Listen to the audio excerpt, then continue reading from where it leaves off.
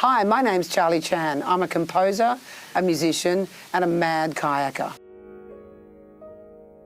I was born in Albury, Australia, which is a very small country town, but I grew up in Melbourne and I now live in Sydney and Brisbane.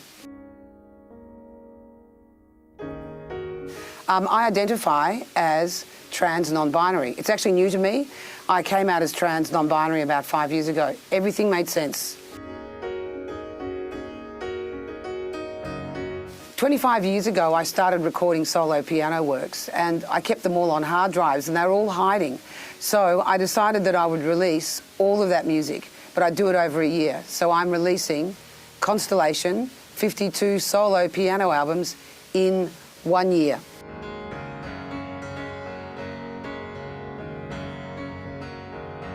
So Mu Geminorium, which is on the album Gemini, which is a rhythmic piece with an Asian edge to it. But now, because I've had years of playing an iteration of that idea, it's now got beautiful middle sections in it that just are quite, transporting and almost could be transformative if you're listening to it.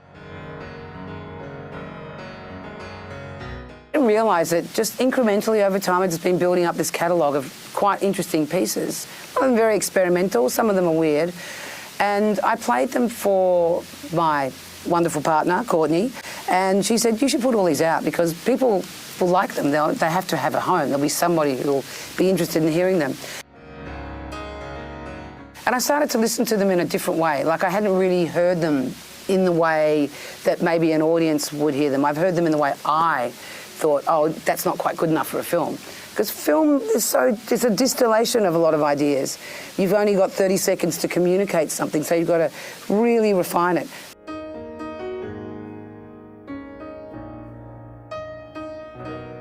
We can release one album a week for 52 weeks, slowly give people the experience over time, see the whole thing develop, see how I develop as a player over that 25, 30-year period. It's quite interesting. What I play now is way less.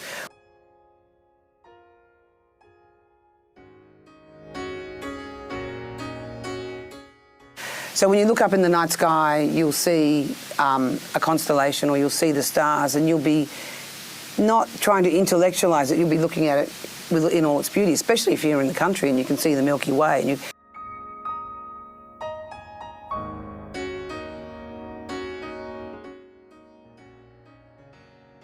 And so for me, it's like, I've got so much material, how on earth am I ever going to name it? Let me look at the night sky. Oh, what a great idea. I'll just name every single one of these pieces after a constellation. And the constellations have the visible stars, and then they have more, there are more stars.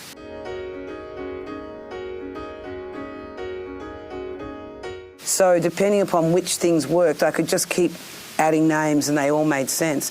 And each of the works is named after the intensity of light that we see each of the stars. So we look up and we see Mu Geminorium, which is the first track.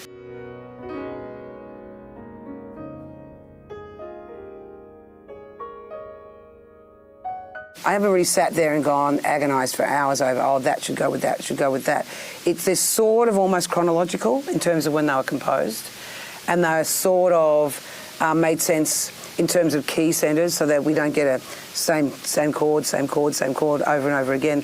There's sort of, as the days rolled on from the recordings when I was making them, I went to a different key. It sort of all makes sense.